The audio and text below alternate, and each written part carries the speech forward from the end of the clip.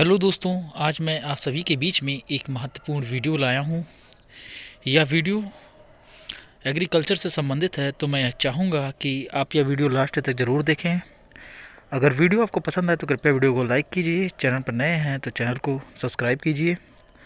दोस्तों, आज के इस वीडियो में हम लोग नीमरा सुंडा बुक के अंतर्गत एग्रोनॉमी की जो है जल के गुण और जो महत्वपूर्ण क्रांतिक अवस्थाएं होती हैं फसल के, उनके बारे में, और इसके साथ साथ जो सिंचाई का मापन है उसके बारे में देखेंगे।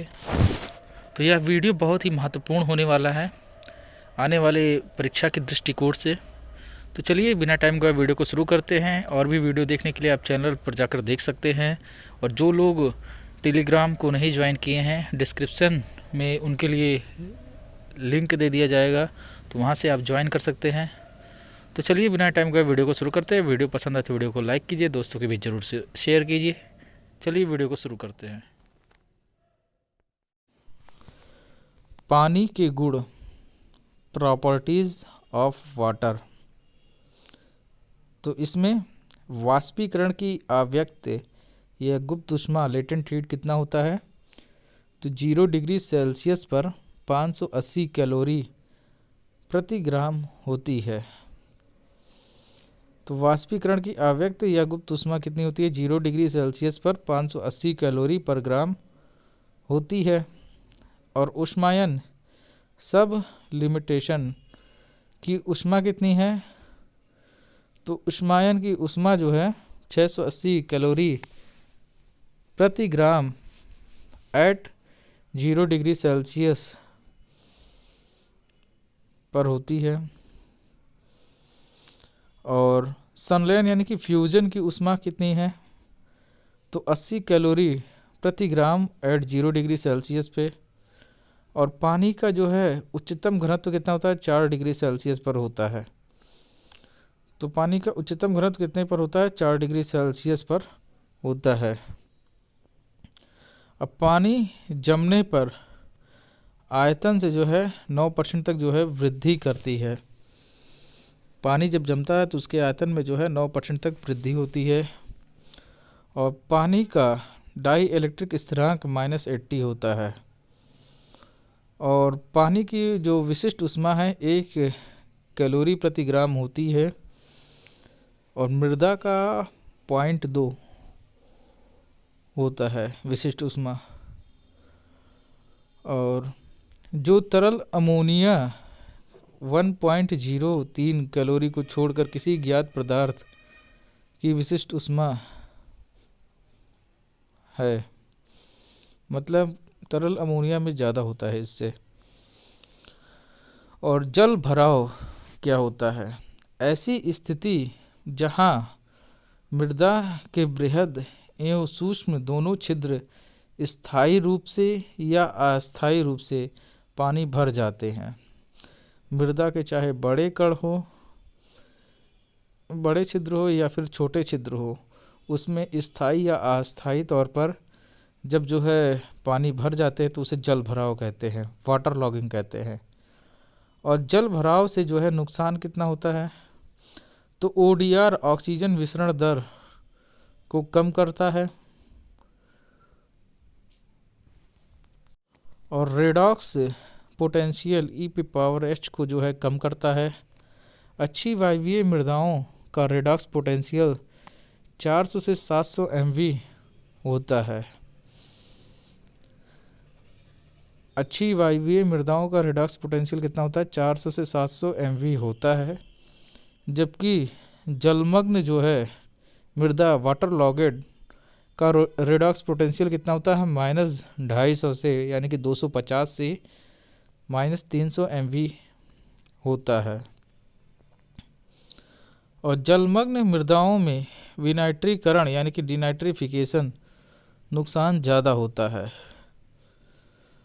जलमग्न मृदाओं में क्या होता है? डिनाइट्रिफिकेशन नुकसान ज़्यादा होता है।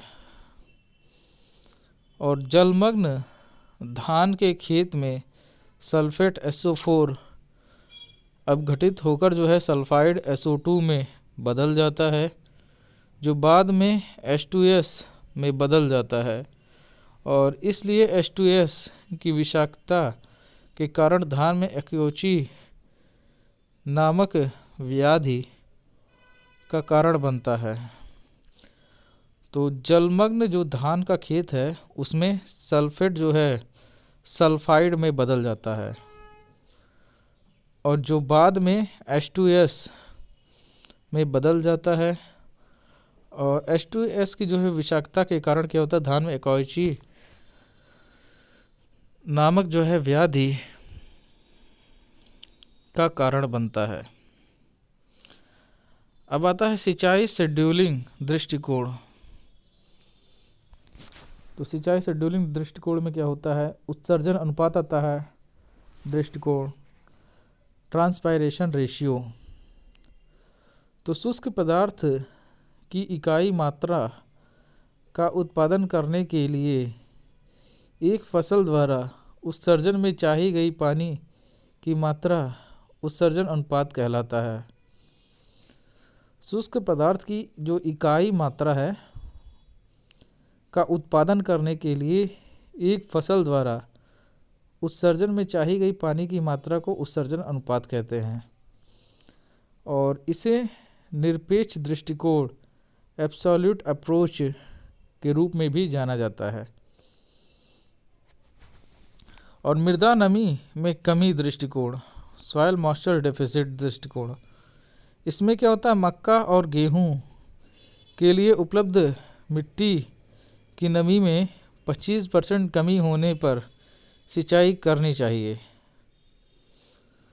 तो मक्का और गेहूं में क्या है, उपलब्ध जो मिट्टी की नमी है उसमें 25% कमी होने पर सिंचाई करनी चाहिए। और सूखा प्रतिरोधी फसलों के लिए उपलब्ध मिट्टी की नमी 50% से कमी पर। तो मृदा नमी में कमी दृष्टिकोण, मक्का और गेहूं के लिए उपलब्ध मिट्टी नमी में 25% कमी होने पर सिंचाई करनी चाहिए और सूखा प्रतिरोधी फसलों के लिए उपलब्ध मिट्टी की नमी 50% की कमी पर। अब आता है जलवायु दृष्टिकोण, क्लाइमेटोलॉजिकली दृष्टिकोण या IW/CPE दृष्टिकोण में यह मृदा की नमी सूचकांक दृष्टि के रूप में जाना जाता है और IW या CPE का अनुपात जो है मिट्टी की नमी के तनाव सूचकांक के रूप में कार्य करता है। तो मिट्टी की नमी के तनाव सूचकांक के रूप में कौन कार्य करता है, तो IW या CPE का अनुपात। और कम IW या CPE का अनुपात होने पर अधिक तनाव जो है होगा। कम IW या CPE का अनुपात होने पर अधिक तनाव होगा और यह वैज्ञानिक दृष्टिकोण है लेकिन व्यवहारिक जो है उपयोगिता नहीं है। तो यह क्या है, वैज्ञानिक दृष्टिकोण है लेकिन व्यवहारिक उपयोगिता नहीं है। और क्रांतिक अवस्था दृष्टिकोण, तो क्रांतिक अवस्था दृष्टिकोण क्या होती है, विकास की अवस्था जब पौधे जो है पानी की कमी के प्रति सबसे अधिक संवेदनशील होते हैं और कमी के सुधार के लिए सबसे अधिक संवेदनशील होते हैं, उस अवस्था को महत्वपूर्ण नाजुक या क्रांतिक अवस्था कहते हैं। मतलब विकास की यह एक ऐसी अवस्था है जिसमें पौधे को जो है पानी चाहिए ही चाहिए। और जैसे धान की जो है महत्वपूर्ण क्रांतिक अवस्था कौन सी है, बूटिंग स्टेज है, पेनिकल इनिशिएशन स्टेज है, वह पुष्पन स्टेज है। Booting stage, panicle initiation stage और पुष्पन स्टेज है। और IW या CPE जो है रेशियो कितना है 1.2 जो कि हाईएस्ट है। तो धान की महत्वपूर्ण क्रांतिक अवस्था बूटिंग स्टेज, पेनिकल इनिशिएशन व पुष्पन आता है। और IW/CPE रेशियो कितना होता है 1.2 जो कि हाईएस्ट है। उसके बाद गेहूं का महत्वपूर्ण क्रांतिक अवस्था कौन सा है? CRI स्टेज है, टिलरिंग स्टेज है, ज्वाइंटिंग स्टेज है, फूल निकलने का समय है, दुधिया स्टेज है और डफ स्टेज है। तो गेहूं में क्या है? CRI स्टेज है, टिलरिंग स्टेज है, ज्वाइंटिंग स्टेज है, फूल निकलने का समय है, दुधिया स्टेज है और डफ स्टेज है। और रेशियो कितना होता है IW/CPE? तो 0.9 होता है। और मक्का का महत्वपूर्ण क्रांतिक अवस्था कौन सा है? टेस्लिंग स्टेज है, सिल्किंग स्टेज है और रेशियो कितना होता है इसमें? 0.9 होता है। और कपास का महत्वपूर्ण क्रांतिक अवस्था कौन सा है? फूल आते समय, बॉल बनते समय। और IW/CPE रेशियो कितना है? तो 0.7 है। और चना में फूल आने से पहले तथा फली बनते समय जो है इसकी महत्वपूर्ण क्रांतिक अवस्था है और इसका IW/CPE रेशियो कितना है? 0.6 है। मूंगफली में फूल आते समय, सुइयां यानी कि पेगिंग बनते समय और फली भरते समय। और IW/CPE जो रेशियो है कितना है? 0.6 है। और अरहर में जो है फूल आने से पहले व फली बनते समय महत्वपूर्ण क्रांतिक अवस्था होती है और IW/CPE रेशियो कितना होता है? 0.6 है। और उसके बाद कुसुम में महत्वपूर्ण क्रांतिक अवस्था कौन सी है? फूल आते समय होता है जो कि 0.4 लोवेस्ट है। तो धान की महत्वपूर्ण क्रांतिक अवस्था कौन सी है? बूटिंग स्टेज है, पेनिकल इनिशिएशन है व पुष्पन है। और गेहूं में कौन सा महत्वपूर्ण क्रांतिक अवस्था है? तो CRI स्टेज है, टिलरिंग है, ज्वाइंटिंग है, फूल निकलते समय है, दुधिया स्टेज है, उसके बाद डफ स्टेज है। और मक्का की महत्वपूर्ण क्रांतिक अवस्था कौन सी है? टेस्लिंग स्टेज है, सिल्किंग स्टेज है। और कपास में महत्वपूर्ण क्रांतिक अवस्था कौन सी है? फूल आते समय, बॉल बनते समय। और चना में जो है महत्वपूर्ण क्रांतिक अवस्था कौन सी है? तो फूल आने से पहले, फली बनते समय। और मूंगफली में जो है क्रांतिक अवस्था कौन सी है? फूल आते समय और सुइयां पेगिंग बनते समय और फली भरते समय। और अरहर में महत्वपूर्ण क्रांतिक अवस्था कौन सी है? तो फूल आने से पहले, फली बनते समय। और कुसुम में कौन सी जो है महत्वपूर्ण क्रांतिक अवस्था है? तो फूल आते समय। अब प्रमुख फसलों की प्रतिशत सिंचित जो है क्षेत्र और पानी की आवश्यकता। गन्ना में सिंचित क्षेत्र प्रतिशत कितना है? 93% है। और जल मांग कितना है mm में? 1500 से 2500 mm। और गेहूं में जो है सिंचित क्षेत्र प्रतिशत में कितना है? 85%। और जल मांग mm में कितना है? तो 650 से 800 mm। और धान में जो है सिंचित क्षेत्र प्रतिशत कितना है? 50%। और जल मांग कितना है? 1500 mm। और तिलहन में जो है सिंचित क्षेत्र प्रतिशत कितना है? 25%। और जल मांग कितना है? तो 500 से 700 mm। और दलहनी फसलों में सिंचित क्षेत्र प्रतिशत कितना है? 10%। और जल मांग जो होता है 450 से 700 mm। तो गन्ना में सिंचित क्षेत्र प्रतिशत कितना है? 93%। और जल मांग कितना है? 1500 से 2500 mm। गेहूं में सिंचित क्षेत्र प्रतिशत कितना है? 85%। और जल मांग कितना है? 650 से 800 mm। और धान में सिंचित क्षेत्र प्रतिशत कितना है? 50%। और जल मांग mm में कितना है? तो 1500 mm। और तिलहन में जो है सिंचित क्षेत्र प्रतिशत कितना है? 25% है। और जल मांग कितना है? 500 से 700 mm। और दलहन में जो है सिंचित क्षेत्र प्रतिशत कितना है? 10%। और जल मांग 450 से 700 mm। अब सिंचाई जल का मापन, तो एक बराबर कितना होता है 28.3 लीटर, और एक क्यूमेक बराबर कितना होता है 1000 लीटर या 10⁻³ लीटर, और एक हेक्टेयर बराबर कितना होता है 10,000 लीटर या 10⁻⁴ लीटर, और एक हेक्टेयर सेंटीमीटर बराबर कितना होता है 1,00,000 लीटर या 10⁻⁵ लीटर, और एक हेक्टेयर मीटर बराबर कितना होता है 10⁻7 लीटर या 10,000 मीटर क्यूब होता है। और पानी की ऊंचाई का मापन, तो एक वायुमंडलीय भार एटमॉस्फेयर बराबर कितना होता है 1036 सेंटीमीटर पानी, और एक बार बराबर कितना होता है 1023 सेंटीमीटर पानी। तो एक वायुमंडलीय भार यानी कि एटमॉस्फेयर बराबर कितना होता है 1036 सेंटीमीटर पानी, और एक बार बराबर कितना होता है 1023 सेंटीमीटर पानी। अब रूपांतरण इकाइयाँ, एक एकड़ बराबर कितना होता है, तो 0.405 हेक्टेयर,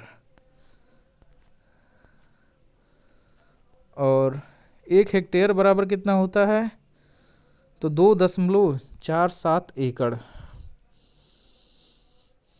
और जुताई जो है 3 प्रकार से वर्गीकृत है, CRIDA हैदराबाद 1985 के अनुसार, 1985 में बताया गया था।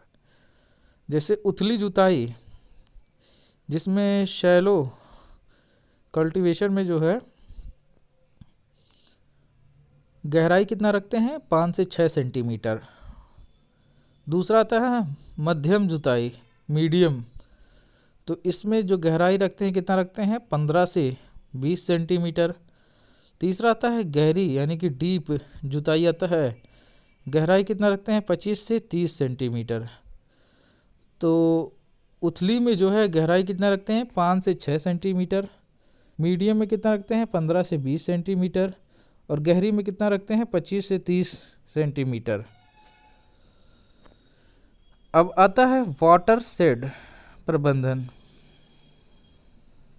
यह भूमि की एक इकाई, प्राकृतिक इकाई है जहाँ पर वर्षा जल इकट्ठा किया जाता है एवं जिसके अपवाह का निकास एक सामान्य आउटलेट के माध्यम से क्षेत्र से जो है बाहर निकलता है एवं किसी नदी या अन्य जल निकास में बहता है।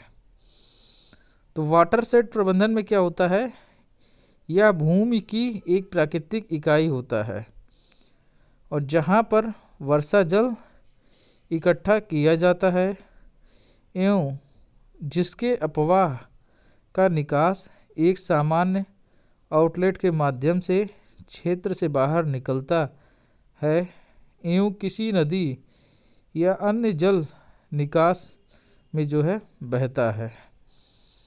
अब वाटरशेड का वर्गीकरण, तो मैक्रो वाटरशेड आता है, ये कितने क्षेत्रफल के लिए होता है, तो 50,000 हेक्टेयर से ज़्यादा के लिए होता है। और फिर आता है उप मैक्रो वाटरशेड, ये 10,000 से जो है 50,000 हेक्टेयर तक का होता है। फिर आता है मिली वाटरशेड, ये 1,000 से जो है 10,000 हेक्टेयर तक होता है।